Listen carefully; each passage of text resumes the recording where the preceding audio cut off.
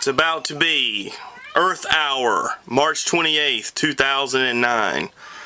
Will I bow down like most liberal cowards and turn off all my lights so I can be subjugated to the hoax that is global warming and taxed into oblivion based on a pure myth?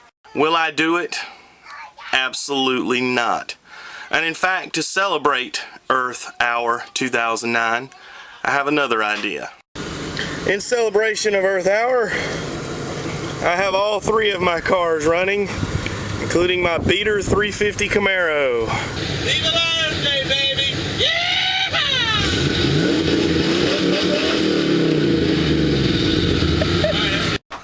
Here's some lights that are on.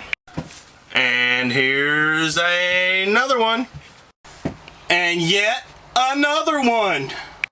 And still yet one more. Wait a minute, there's another one. Yep, there's one more. And in celebration of Earth Hour, my own Earth Hour concert.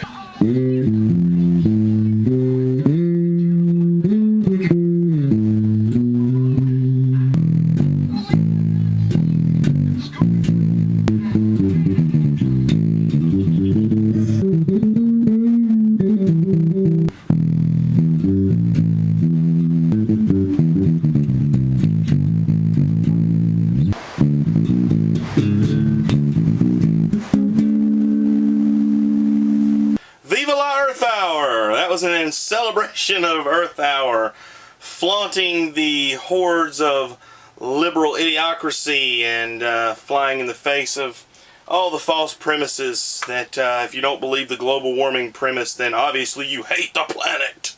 Sure. I'm going to give a little article for all you libbies and all you guys out there to read. This just more absolute proof that you have no idea what you're talking about.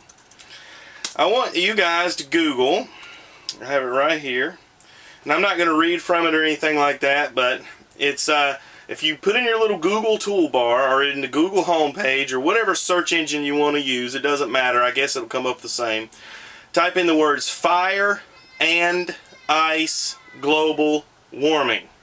Fire and ice global warming. It'll bring up an article that's on the businessandmedia.org website that provides a history of the panic-driven global warming and global cooling hysteria of the about past 100 years or so. And it gives you, it's about an 18-page PDF.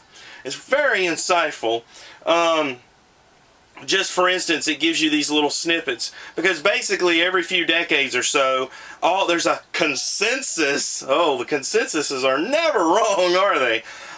Within science, that there's either going to be global cooling, a new ice age, or global warming. They keep flip-flopping within this last 100 years. Like, for instance, September 10th, 1923, Time magazine, in their timeline, talks about an ice age. Then in 1939, we're growing warmer. 1974, we're on the, quote, the harbinger of another ice age. Then the same publications, April 9, 2001, global warming's back, baby. Oh yeah. Give you some more. It goes through all these publications and talks and documents this beautifully.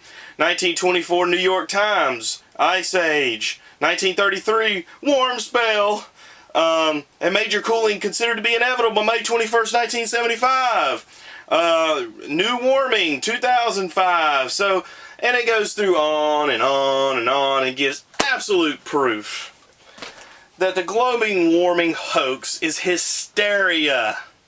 Now, of course, the false premise that the tree-hugging communist left will have you to believe that if you don't agree with exactly how we believe, then you hate the planet and you want little otters to die.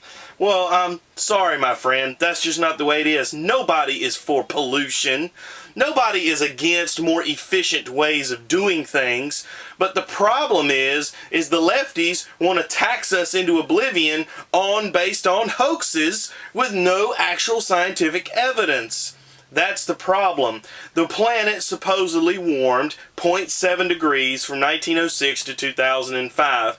Now, don't want to get into all the anomalies of how that data was collected. Let's just assume that all of it is flawless data. So what? I'm a young Earth creationist, so obviously I'm a nutcase. But if you take the generally accepted consensus that the Earth is 4.6 billion years old, and how the Earth has constantly been changing and violently moving and evolving, erupting, shaping, changing, whatever you want to call it, during this whole time, this supposed 4.6 billion years. How can someone rationally believe that the Earth went through all of these changes, and much more dramatic changes than 0.7 degrees in 1 century? But anyway, I'm supposed to believe that this is all of a sudden man-made. It just doesn't make sense. The Earth is what it is. It's the creation. We didn't create it. We're not able to destroy it. It's that simple. Okay?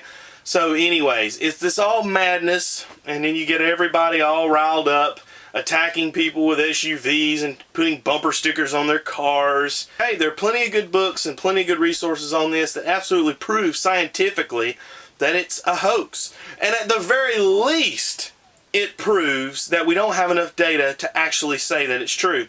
These things, from what I've been able to tell from very credible meteorologists, are cyclical. These things happen. The Earth's going to warm, the Earth's going to cool, and we have very little to nothing to do to influence it or have anything to do with it. And that's another thing that I don't get. We have 200 years or so of actual accurate meteorological data, and we have 4.6 billion years of supposed Earth history.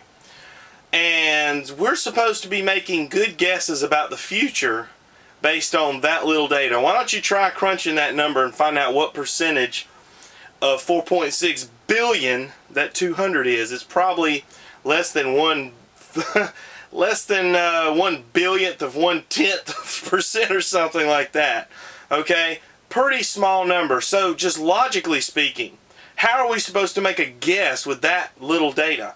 Not to mention the fact that people can't even tell the weather 3 days from now, much less 3 weeks from now.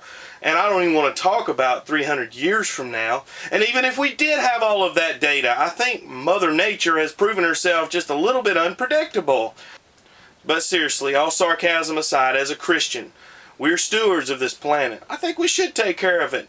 Hey, I recycle when I can, I do what I can. What I'm against is the idea that man is causing global warming, and man is, by driving his car to work, is causing a catastrophe on the planet that's causing irreversible damage. I just don't see any evidence based on the geological record, based on anything that I've seen or heard, any young Earth, old Earth, whatever view you have. I just don't see any evidence for it.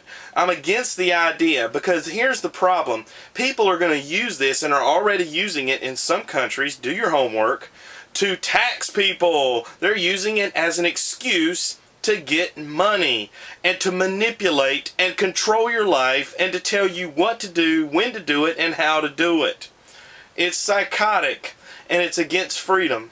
So again, that's my problem with it. The idea that man driving his car to work is destroying the planet. I don't believe that's true for 1 second, friends. There's also some other good books. Red Hot Lies by Christopher Horner. The Politically Incorrect Guide to Global Warming by that same author is another one. The earlier article I mentioned. Friends, just take a look at the data. Decide for yourself. But I think if you look at it objectively, you'll see what I'm saying is true. And of course, this is a 10-minute YouTube video with a bird's eye view of the issue, not meant to deal with all the intricacies of the arguments. However, hopefully it will be a breadcrumb trail and enough for you to go research it on your own. Viva la muscle car! Viva la SUV! Viva la gas guzzler!